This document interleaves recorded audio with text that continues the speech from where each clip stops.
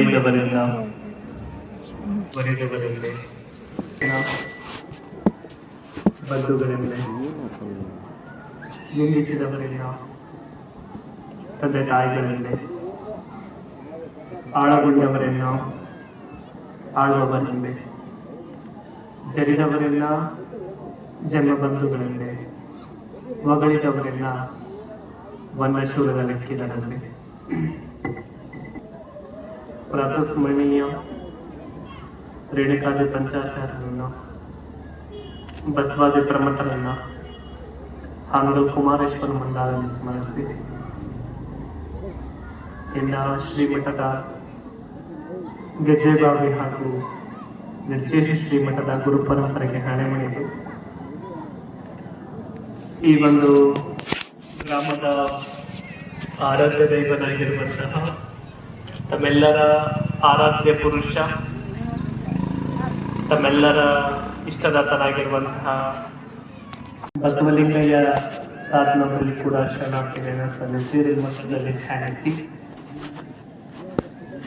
ಹಾಗೂ ಈ ಒಂದು ಶ್ರೀಮಠದ ಎಲ್ಲ ಜಂಗಮ ಮೂರ್ತಿಗಳನ್ನು ಸ್ಮರಿಸಿ ಈ ಒಂದು ಕಾರ್ಯಕ್ರಮದಲ್ಲಿ ತಮ್ಮೆಲ್ಲರಿಗೂ ಕೂಡ ಬಹಳ ಅದ್ಭುತವಾಗಿ ತಮ್ಮೆಲ್ಲರ ಮನದ ಮಲಿನವನ್ನ ತೊಳೆಯುವಲ್ಲಿ, ತಮ್ಮೆಲ್ಲರ ಮನದಲ್ಲಿರುವಂತಹ ಅಡಕುಗಳನ್ನ ತೊಳೆಯುವಲ್ಲಿ ತಮ್ಮ ಅನುಭವದ ಅಡುಗೆಯನ್ನು ಉಣಬಡಿಸಿರುವಂತಹ ಆತ್ಮೀಯರಾಗಿರುವಂತಹ ಹಾಗೂ ನಾಡಿನ ಖ್ಯಾತ ಪ್ರವಚನಕಾರರಾಗಿರುವಂತಹ ದೊಡ್ಡಬಸಯ್ಯ ಶಾಸ್ತ್ರಿ ಅವರಲ್ಲಿ ಕೂಡ ಶರಣಾರ್ಥಿಗಳನ್ನು ಸಲ್ಲಿಸಿ, ಒಂದ್ ಕಡೆ ಹೇಳ್ತಾರೆ ಸಂಗೀತಕ್ಕೆ ಸೋಲದ ಮನಸ್ಸುಗಳೇ ಇಲ್ಲ, ಸೋಲದೆ ಇದ್ರೆ ಅವು ಮನಸ್ಸುಗಳೇ ಅಲ್ಲ ಅಂತ ಹೇಳ್ತಾರೆ. ಆ ರೀತಿ ಒಳಗಡೆ ನಮ್ಮೆಲ್ಲರ ಮನಸ್ಸನ್ನ ಗೆದ್ದಿರುವಂತಹ ಆತ್ಮೀಯರಾಗಿರುವಂತಹ ಗವಾಯಿಗಳಾಗಿರುವಂತಹ ಅಂಬರೀಶ್ ಸಾಲಿಮಠ್ ಅವರಲ್ಲಿ ಕೂಡ ಶರಣಾರ್ಥಿಗಳನ್ನ ಸಲ್ಲಿಸಿ, ನಂತರದೊಳಗಡೆ ಸತ್ತಂತ ಚರ್ಮದಲ್ಲೂ ಕೂಡ ಆಧ್ಯಾತ್ಮದ ನುಡಿಯನ್ನು ಒಳಪಡಿಸಿರುವಂತಹ ತಬಲಾವಾದಕರಾಗಿರುವಂತಹ ಮಲ್ಲಿನಾಥ್ ಸ್ವಾಮಿ ಅವರಲ್ಲಿ ಕೂಡ ಶರಣಾರ್ಥಿಗಳನ್ನ ಸಲ್ಲಿಸಿ, ಯಾವತ್ತೂ ಶ್ರೀಮಠದ ಗುರುವರರಾಗಿರುವಂತಹ ಗುರುಬಸಯ್ಯ ತಾತನವರಲ್ಲಿ ಬಸವರಾಜ ತಾತನವರಲ್ಲಿ ಕೂಡ ಶರಣಾರ್ಥಿಗಳನ್ನ ಸಲ್ಲಿಸಿ, ಈ ಒಂದು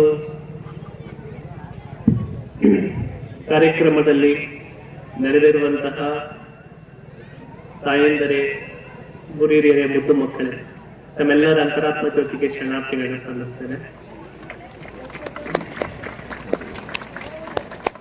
ಫಸ್ಟ್ ಒಂದ್ ಮಾತು ನಾನು ಕೇಳ್ತೀನಿ, ನೀವು ಇಲ್ಲಿ ನಿಂತವರೆಲ್ಲ ಇಲ್ಲಿ ಬಂದು ನಿಂತವರೆಲ್ಲ ಇಲ್ಲಿ ಬಂದು ಕೊಟ್ಕೊಂಡೆ ಬಾಳತ್ ಮಾತಾಡಂಗಿಲ್ಲ, ಒಂದ್ 10 ನಿಮಿಷ ಮಾತಾಡ್ತೀನಿ. ಈ ಕಡೆ ಬರ್ತಾನೆ ಕೇಳ ಚೂರು ಯಾಕೆ ಕಡಿಮೆ ಮಾಡಿ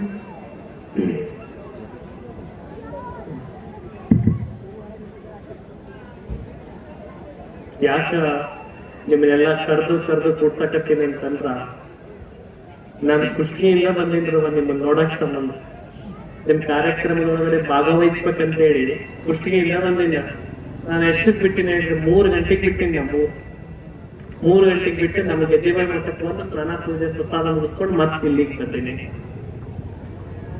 ಅಲ್ಲಿಂದ ನಿಮ್ ತಾತನವ್ರು ನಮ್ಮ ಮೇಲೆ ಬಹಳ ಪ್ರೇಮ ಇಟ್ಟುಕೊಂಡು ಒಂದಿಷ್ಟು ನಮ್ಮಂದಿಗೆ ಒಂದು ಅನುಭವದ ಅಡುಗೆಯನ್ನು ಉಣಬಡಿಸ್ಬೇಕಂತ ಹೇಳಿ ಬಹಳ ಒತ್ತಾಯ ಪೂರ್ವಕವಾಗಿ ನಮ್ಮ ಕಾರ್ಯಕ್ರಮಕ್ಕೆ ಭಿನ್ನಯಿಸಿಕೊಂಡಾರ. ಮತ್ತು ನಾನು ಅಷ್ಟು ದೂರದಿಂದ ಬಂದು ನಾನು 1-2 ಮಾತು ಹೇಳಿದ್ದನ್ನು ನೀವು ಕೇಳಿಲ್ಲ ಅಂತ ವ್ಯಕ್ತ ಹೌದಿಲ್ಲ. ಫಸ್ಟ್ ನಾನು ನಿಮ್ಗೊಂದು ಪ್ರಶ್ನೆ ಕೇಳ್ತೀನಿ, ಇಲ್ಲಿ ಕುಂತವರೆಲ್ಲ ಇಲ್ಲೇ ಇದೀರ? ಇಲ್ಲಿ ಕುಂತವ್ರ ಪ್ರೆಸೆಂಟ್ ಅದ? ಕೈ ಅದಾವ? ಕೈ ಎಷ್ಟು ಕೈ ಇದ್ದವರಷ್ಟು ಹತ್ರ ನೋಡಿ, ನಮ್ಮ ಮಂದಿಗೆ ಕೈಯೇ ಇಲ್ಲ. 2 ಕೈಯಿಂದ ಜೋರಾಗಿ ಚಪ್ಪಾಳ್ತೈತ್ರಿ. ಫಸ್ಟ್ ಶಾಸ್ತ್ರಿ ಆಯ್ತು, ಇಲ್ಲಿ ಅದೇರಿ ಅಂತ. ಇವತ್ತು ಶನಿವಾರ ಅಲ್ಲ, ಈ ವಾರದ ಕತೆ ಕಿಚ್ಚನ ಜೊತೆ ಮುಗಿದೈತಲ್ಲ, ಮತ್ತ ಆ ಕಡೆನೂ ಹೋಗಿರ್ಲಿಲ್ಲ. ಧಾರಾವಾಹಿ ಸರಿಗಮಪ ಕಾಮಿಡಿ ಕಿಲಾಡಿಗೆ ಇಲ್ಲೇ ಇದ್ದೀರಲ್ಲ. ಯಾಕೆ ಈ ಮಾತು ಹೇಳಿದ್ನಪ್ಪ ಅಂತಂದ್ರೆ, ಎಷ್ಟೋ ಜನಗಳ ಮನಸ್ಥಿತಿ ದೇಹ ಅಷ್ಟೇ ಕುಂತಿರ್ತ, ಮನಸ್ಸು ಎಲ್ಲೆಲ್ಲ ಹೋಗ್ಬಿಟ್ಟಿರ್ತ. ನಮ್ಮವ್ವ ಅನ್ನಕತ್ತಾಳ ಕುಕ್ಕರ್ 2 ಸಿಟಿ ಹೊಡೆದವ 3 ಸಿಟಿ ಹೊಡೆದವ ಅಂತ ನೀವು ಅನ್ನಕತ್ತೀವಿ. ಇಲ್ಲಿದ್ದವ ಅನ್ನಕತ್ತವು ಯಾವಾಗ ಮುಗಿಸ್ಯಾರ, ನಾವ್ ಯಾವಾಗ ಪ್ರಸಾದ ಮಾಡಿ ಮಕ್ಕೊಂಡೇವ ಅಂತ ಇವು ಅನ್ನಕತ್ತವು. ಇವು ನಮ್ಮ ಹುಡುಗರಿಗೆ ಒಂದೊಂದು ಚಿಂತೆವ, ಎಲ್ಲರಿಗೂ ಒಂದೊಂದು ಚಿಂತೆ ಒಳಗಡೆ ಬಂದರ ಹಾಕ್ಬಿಟ್ಟಿರ್ತೀವಿ ನಾವು, ಹೌದಿಲ್ಲ? ಈಗ ಸಣ್ಣ ಹುಡುಗರಿದ್ವಿ, ಸಣ್ಣವ್ರು ಇರ್ಬೇಕಪ್ಪ ಅಂತಂದ್ರ ಒಂದು ಚಿಂತೆ, ಸಣ್ಣವ್ರಿದ್ದಾಗ ಒಂದು ಚಿಂತೆ, ಸಣ್ಣವ್ರಿದ್ದಾಗ ಏನ್ ಚಿಂತೆಪ್ಪ ಅಂತಂದ್ರ ಸಣ್ಣ ಹುಡುಗರಿಗೆ ಪಿಪಿ ಚಿಂತೆ, ಸಣ್ಣ ಹುಡುಗರಿಗೆ ಪಿಪಿ ಚಿಂತೆ. ಇನ್ನು 18-20 ವಯಸ್ಸು ಬಂತಂದ್ರೆ ವಾಟ್ಸಪ್ ಡಿಪಿ ಚಿಂತೆ. ಸಣ್ಣವರಿಗೆ ಪಿಪಿ ಚಿಂತಿ, 18-20 ವಯಸ್ಸಿಗೆ ವಾಟ್ಸಪ್ ಡಿಪಿ ಚಿಂತಿ. ಅಲ್ಲಿ ಕಂಪೌಂಡ್ ಮ್ಯಾಗ ನಮ್ಮ ಹುಡುಗರು ಕುಂತಾರ, ಇವಕ್ಕ ಏಪ್ರಿಲ್ ಮೇ ಬಂತಂದ್ರೆ RCB ಟ್ರೋಫಿ ಚಿಂತಿ. ಇನ್ನು ಗೆದ್ದು ಬಿಟ್ರು ವಿಚಾರ ಇಲ್ಲ. ಇನ್ನು ನಮ್ಮ ಬೆಳೆ ಮಂದಿ ಇದು ಬೆಳೆ ಟವಲ್ ಹಾಕೊಂಡು ನಮ್ಮ ಮಂದಿ ಕುಂತಾರ, ಇವಕ್ಕಿನ್ನ ಡೇಟಾ ಅನ್ಸಂಗಿಲ್ಲ, ZP TP ಚಿಂತೆ ಇವಕ್ಕ. ಇವು ಎಲ್ಲಾ ಚಿಂತೆ ಮಾಡ್ಕೊಂತ ಹೋದ್ರ BP ಚಿಂತೆ. ಒಂದ್ ಹೇಳ್ತೀನ್ರಿ, ನಾವು ZP BP TP PP trophy ಇವೆಲ್ಲಾ ಚಿಂತೆ ಬಿಟ್ಟು ಯಾಪಿಯಾಗಿರ್ಬೇಕಂದ್ರೆ ಬಲ್ಲಟಿ ಗ್ರಾಮಕ್ಕೆ ಬಂದು ಪುರಾಣ ಕೇಳಿದಾಗ ಮಾತ್ರ ಯಾಪಿಯಾಗಿರೋದು ಸಾಧ್ಯ ಆಗ್ತದೆ. ಈಗ ಒಂದ್ ಸ್ವಲ್ಪ ಚಾರ್ಜ್ ಆದ್ರೆ ನೀವು ಮೊದಲನೇದಾಗಿ ನಾವು ಏನನ್ನ ಅರ್ಥೈಸ್ಕೊಳ್ಬೇಕು, ಏನನ್ನ ತಿಳ್ಕೊಳ್ಬೇಕು. ನಿಮ್ ಗುರುಗಳು 5ನೇ ವರ್ಷ, 5ನೇ ವರ್ಷ ಆಯ್ತು ಪುರಾಣ ಕಾರ್ಯಕ್ರಮ ಇಟ್ಕೊಂಡು. ಯಾಕೆ ಪುರಾಣ ಕಾರ್ಯಕ್ರಮ ಇಟ್ಟುಕೊಂಡ ವಿಚಾರ ಮಾಡ್ಬೇಕಲ್ಲ ನಾವು. ಈಗ ನಿಮ್ ಊರಾಗ ಫಿಲ್ಟರ್ ನೀರ್ ಐತೆ, ಫಿಲ್ಟರ್ ನೀರ್ ಇರುತ್ತೆ. ಫಿಲ್ಟರ್ ನೀರ್ ಯಾಕೆ ಇಟ್ಟಿರ್ತಾರೆ? ಕೆಟ್ಟ ನೀರನ್ನ ಫಿಲ್ಟರ್ ಮಾಡಕ್ಕಾಗಿ ಶುದ್ಧ ನೀರಿನ ಘಟಕ ಅಂತ ಇಟ್ಟಿರ್ತಾರೆ. ಕೆಟ್ಟ ನೀರನ್ನ ಫಿಲ್ಟರ್ ಮಾಡಕ್ಕಾಗಿ ಶುದ್ಧ ನೀರಿನ ಘಟಕ ಅಂತ ಇಟ್ಟಿರ್ತಾರ. ಮತ್ತೆ ನಿಮ್ಮಲ್ಲಿರ್ತಕ್ಕಂಥ ಕೆಟ್ಟ ಮನಸ್ಸುಗಳನ್ನ ಫಿಲ್ಟರ್ ಮಾಡಕ್ ಯಾವ್ದೈತಪ್ಪ ಅಂತಂದ್ರೆ ಕಾರ್ಯಕ್ರಮದ ಪುರಾಣ ಐತಿ ಅನ್ನುವಂಥದ್ದನ್ನ ಹೇಳಕ್ ಇಷ್ಟಪಡ್ತೀನಿ. ನಾವೆಲ್ಲ ಒಂದನ್ನ ಅರ್ಥೈಸ್ಕೊಳ್ಬೇಕು. ನಮಗೊಂದು ಪ್ರಶ್ನೆ ಕಾಡ್ತಿರುತ್ತ. ಏನು ಪ್ರಶ್ನೆ ಕಾಡ್ತಿರುತ್ತಪ್ಪ ಅಂತಂದ್ರೆ, ಯಾರು ನಿಜವಾದ ಪುಣ್ಯವಂತರು ಅಂತ ಪ್ರಶ್ನೆ ಕಾಡ್ತಾರೆ. ಪುಣ್ಯವಂತರು ಅಂತ ಯಾರಿಗೆ ಕರಿಬೇಕು? ಅದಕ್ಕ ಒಬ್ಬ ಇಂಗ್ಲಿಷ್ ತತ್ವಜ್ಞಾನಿ ವಿಲಿಯಂ ಶೇಕ್ಸ್ಪಿಯರ್ ಒಂದ್ ಕಡೆ ಬಾಳ ಚಂದ ಹೇಳ್ತಾನ. ಏನ್ ಹೇಳ್ತಾನಂದ್ರೆ, I cried when I had no shoes, I cried when I had no shoes, I stopped crying when I saw a man without legs. ಅಂದ್ರ ನಮ್ಮ ಹತ್ರ ಪಾದರಕ್ಷ ಇಲ್ಲ ಅಂತ ಕೊರಗೋದು ಬ್ಯಾಡ್ರಿ, ನಮ್ಮ ಹತ್ರ ಕಾಲ್ ಇದಾವೆ ಅಂತ ಖುಷಿ ಪಡೋಣ. ತುಂಬ ವಿಚಾರ ಮಾಡ್ರಿ. ಒಂದು ಮಾತು ಹೇಳ್ತೀನಿ, ನಿನ್ನೆ ಎಷ್ಟೋ ಲಕ್ಷಾಂತರ ಜನ ಕೋಟ್ಯಾಂತರ ಜನ ಮಲ್ಕೊಂಡಿದ್ರು, ಆದ್ರೆ ಇವತ್ತು ಕೆಲವು ಜನ ಹೇಳಲಿಲ್ಲ. ನಾವೆದ್ದೀವಿ, ಮಾತಾಡಕತ್ತೀವಿ, ಇಷ್ಟು ದೊಡ್ಡ ಕಾರ್ಯಕ್ರಮ ಮಾಡಕತ್ತೀವಿ ಅಂತಂದ್ರೆ ನಮಗಿಂತ ನಿಜವಾದ ಪುಣ್ಯವಂತರು ಇನ್ಯಾರಿದ್ದಾರೆ ಜಗತ್ತಿನಲ್ಲಿ? ಹೌದಲ್ಲ? ವಿಚಾರ ಮಾಡ್ಬೇಕಾದ ಸಂಗತಿ ಹೌದಿಲ್ಲ? ಒಮ್ಮೆ ಒಂದು ಊರಾಗ ಇಬ್ರು ಗಂಡ ಹೆಂಡತಿದ್ರಂತ.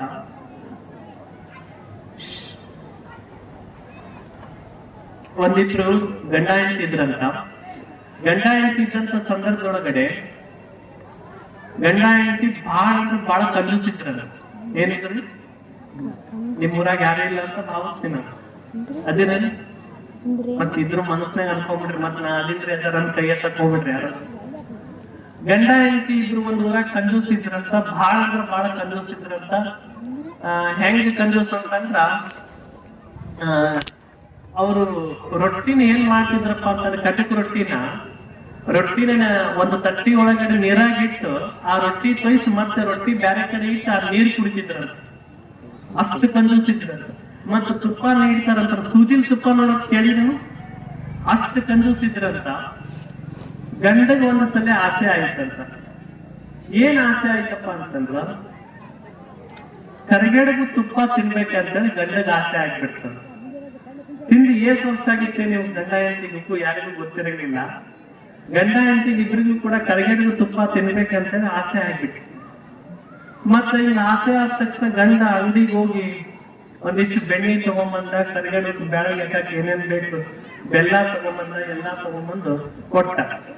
ಮತ್ತೆ ಹೆಂಡತಿ ಬ್ಯಾಳಿಗೆ ಹಾಕಿ ಬ್ಯಾಳಿಗೆ ಕುದಿಸಿದ್ಲು, ರುಬ್ಬಿದ್ಲು, ಹೂರ್ಣ ರೆಡಿ ಮಾಡಿದ್ಲು, ಮತ್ತ ಅದರೊಳಗಡೆ ತುಂಬಿದ್ಲು, ಕಡುಬು ಕರದು ಬೆಣ್ಣೆ ಕಾಸಿದ್ರು ತುಪ್ಪನ ಹಾಕು. ಇನ್ನೇನು ಮಠ ಮಧ್ಯಾಹ್ನದೊಳಗಡೆ ಯಾರು ಬರಗಲ್ಲ ಅಂತೇಳಿ ಊಟಕ್ಕೆ ಕುಂತರು. ಊಟಕ್ಕೆ ಕುಂತ ಸಂದರ್ಭದೊಳಗಡೆ ಗಂಡಗ ಕರಿಗಡುಬು ನೀಡಿದ ಮ್ಯಾಗ ಇನ್ನೇನು ಗಂಡ ಕಡುಬನ್ನ ತುಪ್ಪದೊಳಗೆ ಹಿಂಗ ಬಾಯಾಗಿ ಇಟ್ಕೋಬೇಕು ಅನ್ನೋದ್ರೊಳಗಡೆ ಬೀಗರು ಮನೆಗೆ ಬಂದ್ಬಿಟ್ರು. ಬೀಗರು ಮನೆಗೆ ಬಂದ ತಕ್ಷಣ ಅವ ಅನ್ನಂತ ಕೆಲ್ಸ ಕೆಡ್ತಿದ್ರು. ಮೊದ್ಲ ಚಂದ ಮಕ್ಕಳು ಕೆಲ್ಸ ಕೆಡ್ತಂದ ತಕ್ಷಣ ಹೆಂಡತಿಗಂತನ ಅವ ಬೀಗ್ ಬಂದಂದ್ರ ಅವಾಗ ಕೊಡ್ಬೇಕಾಗತ್ತ. ಏನ್ ಹೆಂಗೈತಿ ಹಂಗ ಮುಚ್ಚಿ ಒಳಗಿಟ್ಟು ಬಿಡವ, ಒಳಗಿಟ್ಟ ಕೂನ್ರಿ ಅಂದಂತ ಮತ್ತ ಅನ್ನಂತ ಗಂಡ, ನಾನು ಸತ್ತಂಗ್ ಮಾಡ್ತೀನಿ ನೀ ಹತ್ತಂಗ್ ಮಾಡ್ಬಿಡು, ನಾನು ಸತ್ತಂಗ್ ಮಾಡ್ಬಿಟ್ಟು ನೀ ಹತ್ತಂಗ್ ಮಾಡ್ಬಿಡು. ಆಯ್ತಾಗ್ರಿ ಅಂತ ಹೇಳಿ ಇವ ಸಪ್ತಾಹಕ್ಕೆ ಒಳಗಡೆ ಮಂಚದ ಮಕ್ಕೊಂಡು ಒಂದ್ ಎರಡು ಹಳ್ಳಿ ಮೂಗ್ನಾಗ ಇಟ್ಕೊಂಡು ಮಕ್ಕೊಂಡ್ಬಿಟ್ನ. ಮಕ್ಕೊಂಡ ತಕ್ಷಣ ಬೀಗ್ ಬಂದ ತಕ್ಷಣ ಏನ್ತಿ ಆಡಾಡಿ ಆಕತ್ಬಿಡ್ಲಂತ. ನನ್ನ ಗಂಡ ಮುಂಜಾನೆ ಚಲೋ ಇದ್ದ, ನನ್ನ ಕೈಯಾಗಿ ಸಾಕು ಕುಡ್ದಿದ್ದ, ಹಾರ್ಟ್ ಅಟ್ಯಾಕ್ ಹ್ಯಾಂಗ್ ಹೋಗ್ಬಿಟ್ಟ ಅಂತ ಆಡಾಡಿ ಆಕತ್ಬಿಟ್ಲ. ಮತ್ತೆ ಬಂದು ಬೀಗ ಯಾಕವ ಏನಾಗೈತಿ ಹೇಳ್ಬೇಕ ಅಂತ ಕೇಳಿದ್ವಿ. ಏನಿಲ್ರಿ ಏನ್ ಮಾಡ್ತೀರಿ, ನನ್ ಬಂಗಾರ ಅಂತ ಗಂಡ ಹೋಗ್ಬಿಟ್ಟ, ನನಗ್ ಬಹಳ ದುಃಖ ಆಗೈತಂತ ಜೋರಾಗಿ ಆಡಾಡಿ ಆಡಕತ್ತ ಬಿಟ್ಲಂತ.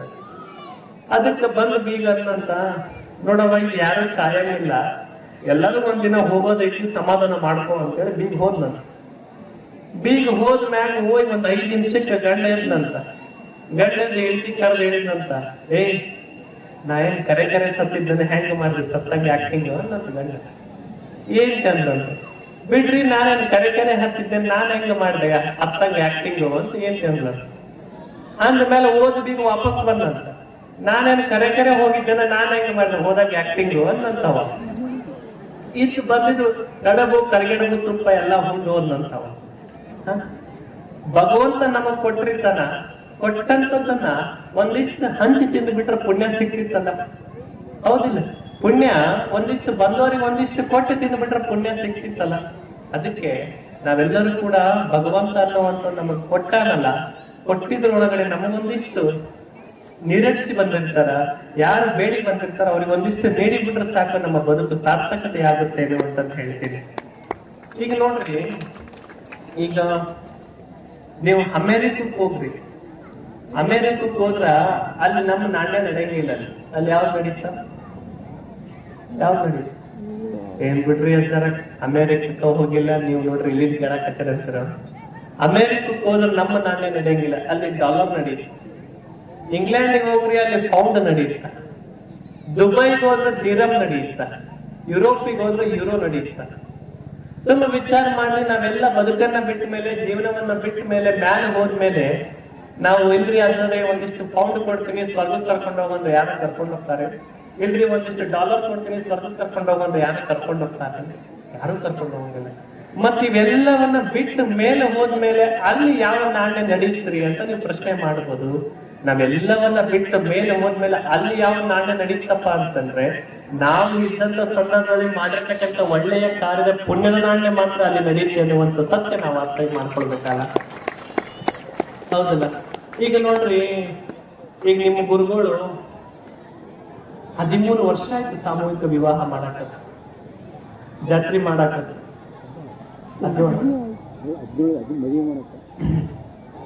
ಜಾತ್ರೆ ಮಾಡಾಕತ್ತು ಎಷ್ಟು ವರ್ಷ ಆಯ್ತು? ಒಂದು ವಿಚಾರ ಮಾಡಬೇಕು, ಯಾಕೆ ಜಾತ್ರೆ ಮಾಡಾಕತ್ತಾರ? ಲಕ್ಷ್ಮಿ ಕೇಂದ್ರವ ನಿಮ್ ಗುರುಗಳು 1000-2000 ಮಂದಿಯನ್ನ ಕುಂದ್ರಿಸಿ ಎಲೆಕ್ಷನ್ ಮಾಡಕ್ಕಾಗಿ ಜಾತ್ರೆ ಇಟ್ಕೊಂಡಿಲ್ಲ. 1000-2000 ಮಂದಿಯನ್ನ ಕುಂದ್ರಿಸಿ ಎಲೆಕ್ಷನ್ ಮಾಡಕ್ಕಾಗಿ ಜಾತ್ರೆ ಇಟ್ಕೊಂಡಿಲ್ಲ. ಮತ್ತೆ ಈಗಿನ ಕಾಲದೊಳಗಡೆ ಕನ್ಯಾವರ ಸಿಗವಲ್ತಂತೇಳಿ ಮನೆಗೆ ಅಡ್ಡಾಡಿ ಕನ್ಯಾವರ ಸೆಲೆಕ್ಷನ್ ಮಾಡಕ್ಕಾಗಿ ಜಾತ್ರೆ ಇಟ್ಕೊಂಡಿಲ್ಲ. ಮತ್ತೆ ಈಗಿನ ಕಾಲದೊಳಗಡೆ ಕರೆಂಟ್ ಬಿಲ್ ಫ್ರೀ ಆಗೈತೆ ಅಂತೇಳಿ ಮನೆಗೆ ಅಡ್ಡಾಡಿ ಕರೆಂಟ್ ಬಿಲ್ ಕಲೆಕ್ಷನ್ ಮಾಡಕ್ಕಾಗಿ ಜಾತ್ರೆ ಇಟ್ಕೊಂಡಿಲ್ಲ. ಒಂದು ಎಲೆಕ್ಷನ್ನಿಗಲ್ಲ, ಸೆಲೆಕ್ಷನ್ನಿಗಲ್ಲ, ಕಲೆಕ್ಷನ್ನಿಗಲ್ಲ. ಮತ್ತೆ ಯಾತಕ್ಕಾಗಿ ನಿಮ್ಮ ಊರೊಳಗಡೆ ನಿಮ್ ಗುರುಗಳು ಜಾತ್ರೆ ಇಟ್ಕೊಂಡಾರಪ್ಪ ಅಂತಂದ್ರೆ, ಭಕ್ತ ಮತ್ತು ಭಗವಂತನ ನೇರವಾದ ಕನೆಕ್ಷನ್ ಮಾಡಕ್ಕಾಗಿ ಜಾತ್ರೆ ಇಟ್ಕೊಂಡಾರ ಎನ್ನುವಂಥದ್ದನ್ನ ಬಹಳ ಹೆಮ್ಮೆಯಿಂದ ಹೇಳಕ್ ಇಷ್ಟಪಡ್ತೀನಿ. ಒಂದು ನಾವು ತಿಳ್ಕೊಳ್ಬೇಕಾಗಿದ್ದು ಏನಪ್ಪಾ ಅಂತಂದ್ರೆ, ನಾವು ಯಾವುದರಿಂದ ಬೆನ್ನತ್ತಿ ನಮ್ಮ ಜೀವನವನ್ನು ಕಳ್ಕೊಳಕತ್ತೀವಿ ಅನ್ನುವಂಥದ್ದನ್ನ ತಿಳ್ಕೊಳ್ಬೇಕಾಗುತ್ತೆ. ಒಮ್ಮೆ ಒಬ್ಬ ಅಗರ್ಭ ಶ್ರೀಮಂತ ಇದ್ದಂತೆ. ಅಗರ್ಭ ಶ್ರೀಮಂತ ಇದ್ದಂತ ಸಂದರ್ಭದೊಳಗಡೆ ಎಷ್ಟು ಶ್ರೀಮಂತರಿದ್ರೆ ಇಲ್ಲಿ ಸಾವು ಅನ್ನೋದು ಯಾರಿಗೂ ಬಿಟ್ಟಿದೆ? ಸಂತರಿಗೆ ಬಿಟ್ಟಿಲ್ಲ, ಮಹಾಂತರಿಗೆ ಬಿಟ್ಟಿಲ್ಲ, ದಾರ್ಶನಿಕರಿಗೆ ಯಾರಿಗೂ ಬಿಟ್ಟಿಲ್ಲ. ಹೀಗಿದ್ದಂತ ಸಂದರ್ಭದೊಳಗಡೆ ಅಗರ್ಭ ಶ್ರೀಮಂತ ಇರುವಂತ ವ್ಯಕ್ತಿಗೂ ಕೂಡ ಸಾವು ಎನ್ನುವಂಥದ್ದು ಬಂದ್ಬಿಟ್ಟಿದೆ. ಸಾವು ಅನ್ನುವಂಥದ್ದು ಬಂದಿರ್ತಾ ಸಾವಿನ ಹಾಸಿಗೆ ಮೇಲೆ ಮಲ್ಕೊಂಡಿರ್ತಾನೆ. ಇವಾಗ ಲಿಟರಲಿ ಡೆತ್ ಆಗಿದ್ದೇವೆ ಅಂದ್ರೆ ಸಾವಿನ ಹಾಸಿಗೆ ಮೇಲೆ ಮಲ್ಕೊಂಡಿರ್ತಾನೆ.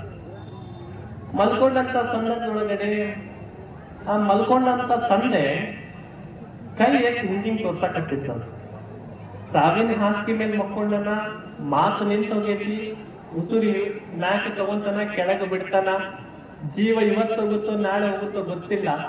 ಆದ್ರೂ ಕೂಡ ಮಕ್ಕಂಡಂತ ವ್ಯಕ್ತಿ ಅಲ್ಲಿ ಅಲ್ಲಿ ನೋಡಂತೇಳಿ ಇಲ್ಲಿ ಬಾಯಿ ಸನ್ನೆ ಮಾಡಿ ತೋರ್ಸಕ, ಮತ್ತ ಆ ಕಡೆ ನೋಡ್ಬೇಡ್ರಿ, ಇಲ್ಲಿ ಹೇಳಾಕ್ತೀನಿ, ಇಲ್ಲಿ ಹಿಂಗಿಂಗ ಹಿಂಗಿಂಗ ಅಂತ ತೋರ್ಸಕ. ಆ ಸಾವಿನ ಹಾಸಿಗೆ ಮೇಲೆ ಮಕ್ಕೊಂಡಂತ ವ್ಯಕ್ತಿಗೆ 10 ಮಂದಿ ಮಕ್ಕಳಿದ್ರು. ಎಷ್ಟ್ರಿ? ಎಷ್ಟು?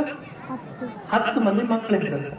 10 ಮಂದಿ ಮಕ್ಕಳಿದ್ದಂತ ಸಂದರ್ಭದೊಳಗಡೆ ಅವರಪ್ಪ ಕೈ ಎತ್ತಿ ಹಿಂಗಿಂಗ್ ತೋರ್ಸಕತ್ತಿದ್ದ.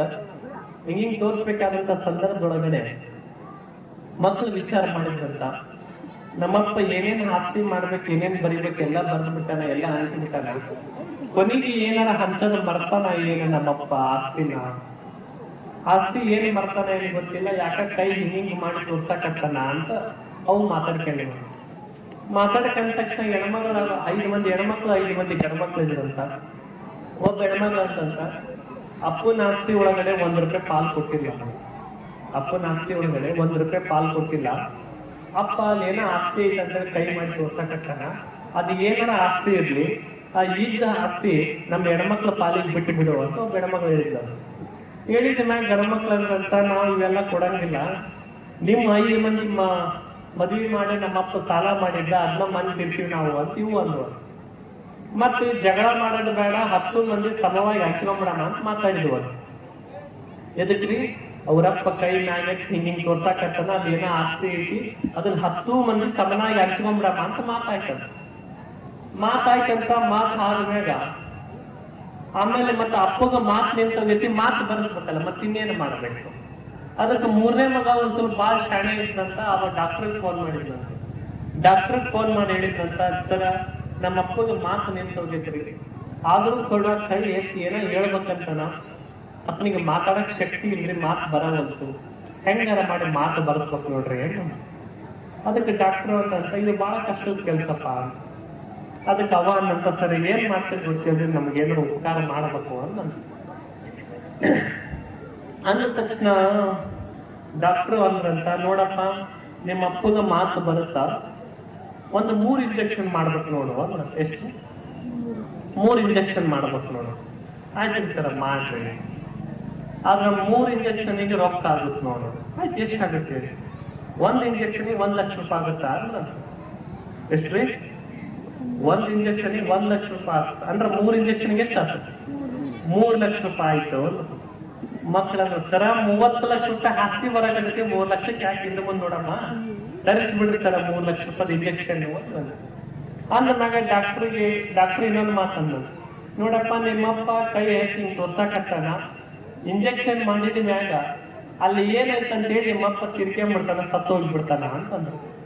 ಸರ ಇವತ್ತು ನಾಳೆ ಹೆಂಗಿದ್ರೆ ಹಾಕೊಂಡ್ರಿ, ಒಂದಿಷ್ಟು ಏನೈತಂತ ಹೇಳಿಬಿಟ್ರೆ ಅದನ್ನ ಹಾಕ್ಬೇಕು ಶಾಂತಿ ಸಿಗುತ್ತಾ ಅಂತ ಇವು ಅಂದ್ರು. ಆಯ್ತಂತೇಳಿ ಅಪ್ಪ ಮಕ್ಕೊಂಡನ, ಮತ್ತೆ ಕೈ ಎತ್ತಾನ, ಈಗ ತೋರಿಸ್ತಾನ. ಡಾಕ್ಟರ್ 3 ಇಂಜೆಕ್ಷನ್ ತಗೊಂಬಂದ್ರಂತ, ತಗೊಂಬಂದ್ 1 ಇಂಜೆಕ್ಷನ್ ಮಾಡಿದ್ರಂತ. ಮಾಡಿದ ತಕ್ಷಣ ಬದಲಾಗಿ ಹಿರೇ ಸೊಸಿ ಅನ್ಕೊಂಡಂತ ಮನಸ್ನಾಗ, ನಮ್ಮ ಮಾವನ್ ಬಾಳ್ ಚಂದ ಜೋಪಾನ ಮಾಡಿ ನಾನು ಒಂದಿಷ್ಟು ಬರೋಸರ ಏನಾರ ಇರ್ತಾರನ ಅಂತ ಈಚೆ ಕೆಲಸ ಮಾಡ್ಕೊಳಕತ್ತ. ಮತ್ ಹಿರೇ ಮಗಳು ಅನ್ಕೊಂಡಂತ, ನನಗೇನಾರ ನಮ್ಮಪ್ಪ ನನ್ನ ಮ್ಯಾಗ ಬಾಳ ಜೀವಿದ್ನ, ಅದಕ್ಕೆ ನನಗೇನಾರ ಒಂದಿಷ್ಟು ಜುಮ್ಕಿ ಏನಾರ ಇಟ್ಟ ನಾನು ಅಂತೇಳಿ ಇವು ಕಲ್ಪನಾ ಮಾಡ್ಕೊಳಕತ್ತಿದ್ವು ಅಂತ.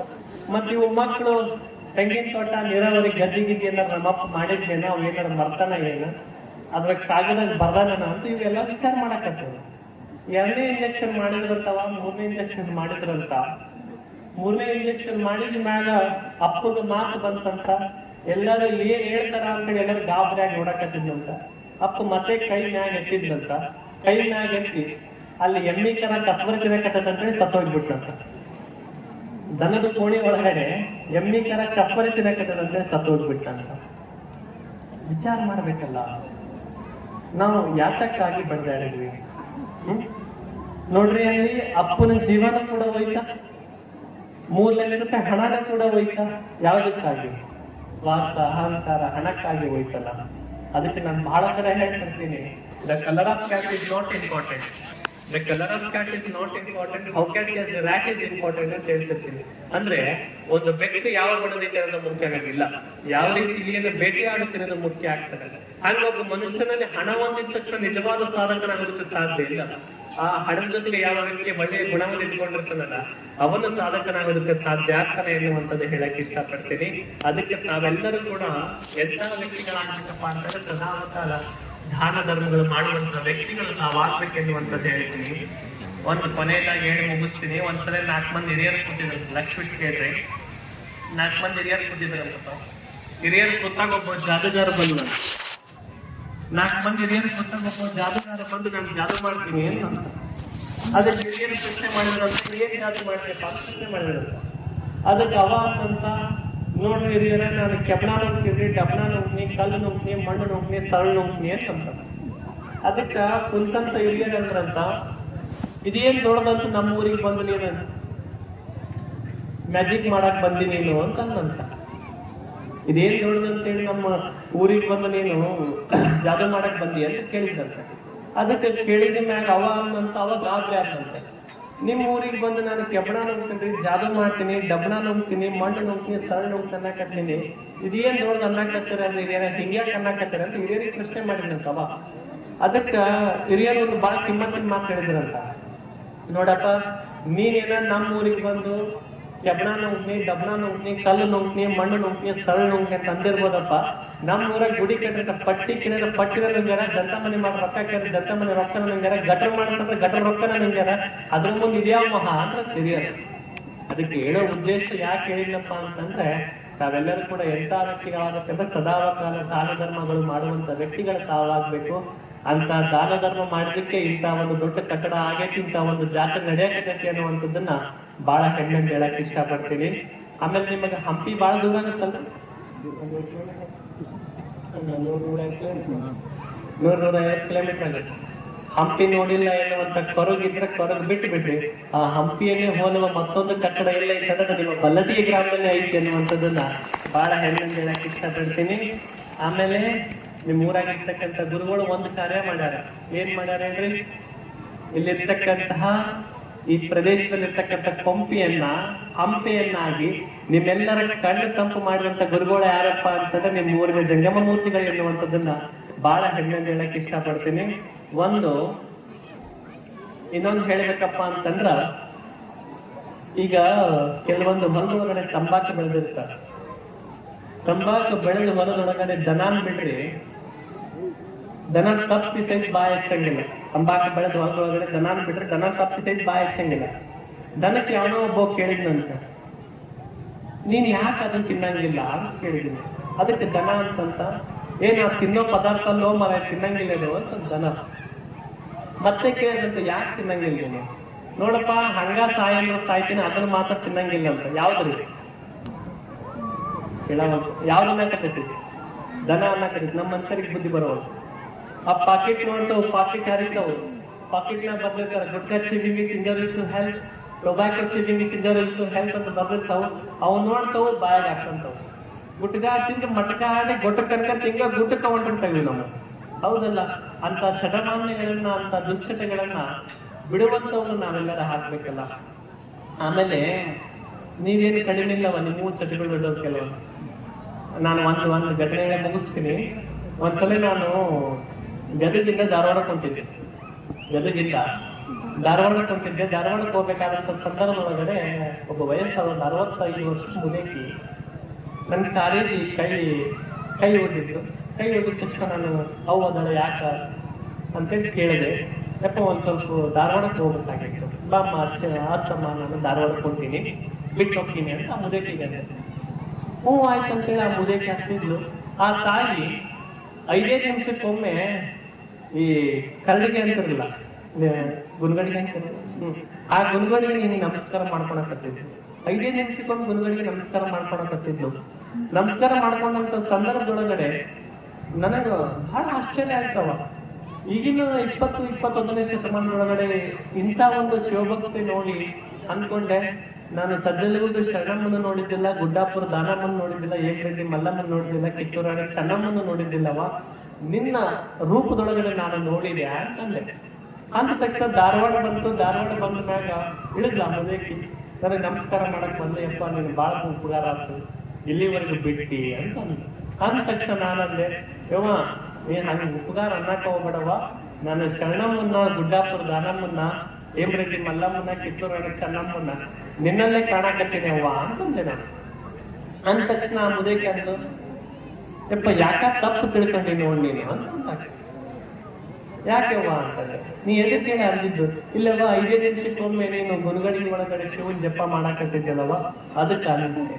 ಇಲ್ಲಪ್ಪ ಅದು ಬೇರೆ ಕೇಳು ಅಂತ. ಏನಮ್ಮ? ಇಲ್ಲಪ್ಪ ಮೊನ್ನೆ ಒಂದು 5-6 ದಿನದಿಂದ ನಮ್ಮ ತಮ್ಮ ತೀರ್ಕೊಂಡಿದ್ದಕ್ಕ ಅವನ ಈ ಕುಣಿ ಒಳಗಡೆ ಸಮಾಧಿ ಮಾಡ್ಬೇಕಾದಂತ ಸಂದರ್ಭ ಒಳಗಡೆ ಅವಾಗ ಕೊಳ್ಳಾಗ ಲಿಂಗಪ್ಪ ಹಾಕಿದ್ದಿಲ್ಲಪ್ಪ. ಲಿಂಗಪ್ಪ ಎಲ್ಲೈತಿ ಅಂತ ಕೇಳಿದ್ರು. ಅದಕ್ಕೆ ಅವನಿಗೆ ಲಿಂಗಪ್ಪ ಇಲ್ಲ, ಅದಕ್ಕ ನನ್ನ ಗುಣಗಡಿಗೆ ಲಿಂಗಪ್ಪ ತೆಗೆದು ಅವನಿಗೆ ಕೊಟ್ಟಿದ್ನಪ್ಪ. ಕೊಟ್ಟಿದ್ದ ಮ್ಯಾಗ ಗುಣಗಡಿಗೆ ಖಾಲಿ ಉಳಿದಿತ್ತಪ್ಪ. ಖಾಲಿ ಈಗ ಯಾಕೆ ಬಿಡ್ಬೇಕಂತೇಳಿ ಅದ್ರ ಒಂದ್ ಸ್ವಲ್ಪ ನರ್ಪುಡಿ ತುಂಬ್ಕೊಂಡಿದ್ನಪ್ಪ. ಅವಾಗ ನಶೆ ತಗೊಳಕತ್ತಿದ್ದೆ ಅನ್ನ ಮುದೇಕಿ.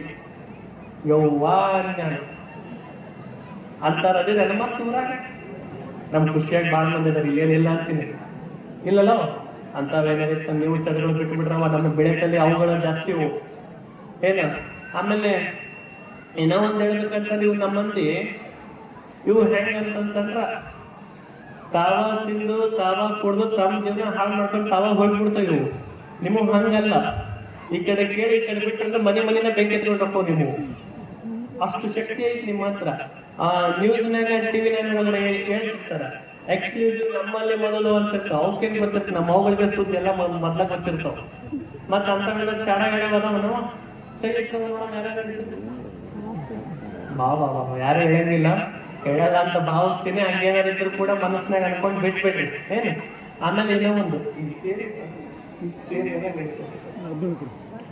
17ನೇ ತಾರೀಕಿಗೆ ತಾವೆಲ್ಲ ಸೇರಿ ಹೇಳ್ತೀರಾ? 17ಕ್ಕೆ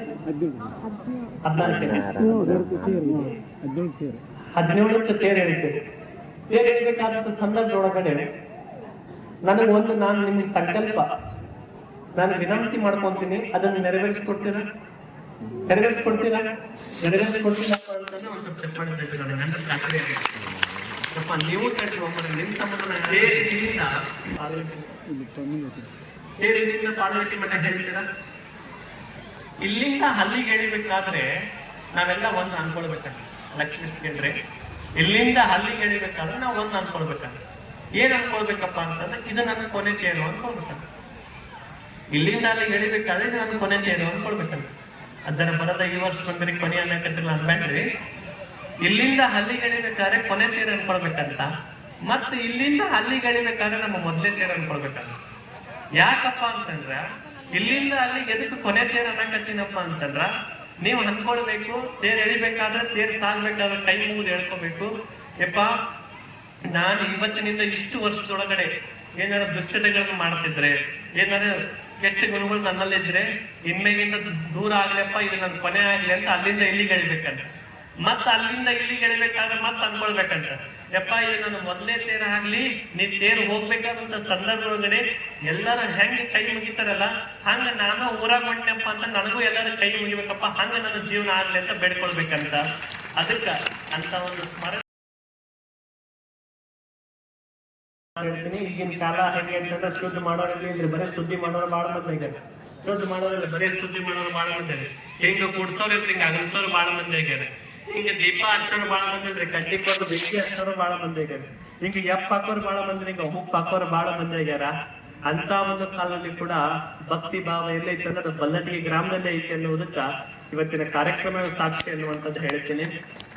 ನಮಗೆಲ್ಲರಿಗೂ ಕೂಡ ಬಹಳ ಅದ್ಭುತವಾಗಿ ತಮ್ಮೆಲ್ಲರ ಭಕ್ತರ ಪಾಲಿಗೆ ನಿಮ್ಮ ಗ್ರಾಮ ಇನ್ನು ಸಂಸ್ಕಾರವಂತ ಗ್ರಾಮ ಐತಪ್ಪ ಅಂತಂದ್ರೆ ಒಬ್ಬ ಗುರುಗಳು ಬರ್ಬೇಕಾದಂತ ಸಂದರ್ಭಗಳು ಇಡೀ ಊರಲ್ಲಿರ್ತಕ್ಕಂಥ ಪ್ರತಿಯೊಬ್ಬ ತಾಯಂದ್ರು ಎದ್ದು ನಿಂದ್ರಾಕತ್ತಾರಪ್ಪ ಅಂತಂದ್ರೆ ಇಲ್ಲಿರ್ತಕ್ಕಂಥ ಹಿರಿಯರು ಎಲ್ಲರೂ ಕೂಡ ಕೈ ಮುಗಿದು ನಿಂದ್ರಾಕತ್ತಾರಪ್ಪ ಅಂತಂದ್ರೆ ಇವತ್ತು ಈ ಊರಿನಲ್ಲಿರ್ತಕ್ಕಂಥ ಮಠ ಹಾಗೂ ಗುರುಗಳೇ ಕಾರಣ ಎನ್ನುವುದನ್ನ ಹೆಮ್ಮೆಯಿಂದ ಹೇಳಕ್ ಇಷ್ಟಪಡ್ತೀನಿ. ಅದಕ್ಕೆ ತಮ್ಮ ಗ್ರಾಮ ಸಂಸ್ಕಾರವಂತ ಗ್ರಾಮ ಆಗೈತಿ. ನಾನು ಯಾವಾಗಲೂ ಕೂಡ ನಿಮ್ಮ ಗ್ರಾಮಕ್ಕೆ ಹಾಗೂ ನಿಮ್ಮ ಶ್ರೀಮಠಕ್ಕೆ ಸದಾಕಾಲ ಬರ್ಕಂತ ಇರ್ತೀನಿ ಎನ್ನುವಂತ ಮಾತನ್ನ ಹೇಳಿನಲ್ಲ. ತಾವು ಪ್ರಾರ್ಥನೆ ಏನಾಗಿರ್ಬೇಕು, ನನ್ನ ವಿನಂತಿ ನೆನಪಿರ್ಲಿ.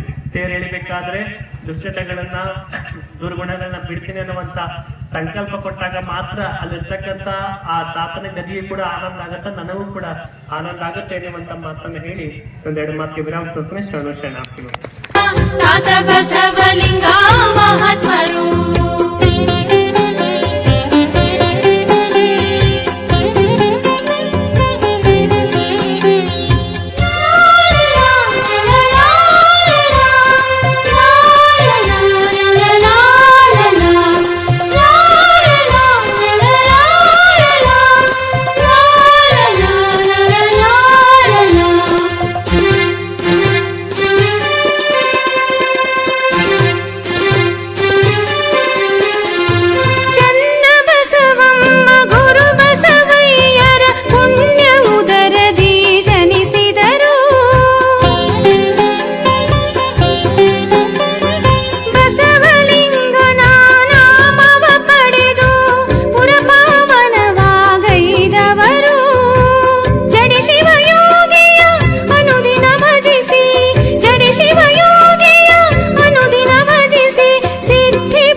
ಶರವರೆನಿಸಿದರು.